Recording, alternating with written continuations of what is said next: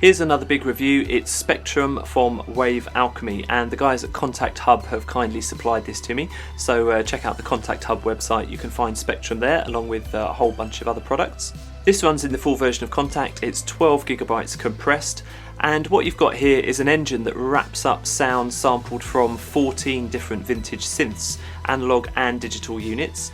So there are iconic synths in there such as Roland Junos, the ARP Odyssey, the Korg MS-20, and many more. You'll probably recognise a lot of those names on the list on the website. Basically, this engine blends 4 layers of synth samples to create unique layered sounds from the 175 sampled sources. There's a ridiculous amount of sequencing options on board. There's 2 pages worth, and you can apply the sequencer to pitch, velocity, LFO, and all different sorts of aspects of the filters as well. There's also a solid effects chain right at the end of the processing chain. There's some extra little things as well which I didn't expect, like a chord memorizer for creating big retro style chords, and there's also oscillators that you can throw into the mix too.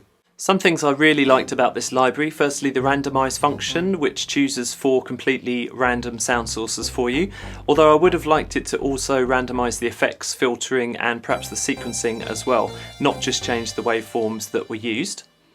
I'd also like to point out the snapshots were excellent, and they give you good jumping off points for creating your own sounds. And the overall look of the interface, the graphics, and especially the little waveform graphics that show you exactly what sounds look like, I really like those too.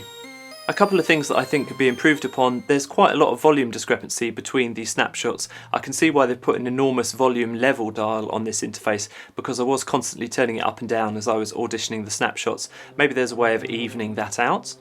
Secondly, you will need to go into the manual for working out some of the more complex things about the library, like the chord recognition system and the oscillator functionality. It's explained well in the manual, but the interface isn't exactly that clear. So this is really an excellent library if you're into retro sounds, creating kind of new wave, synth pop, that sort of thing, or if you want to create bespoke vintage style tones for your orchestral pieces that maybe nobody's heard quite in the same way before. Check out Spectrum at the Contact Hub website. The details are in the description below.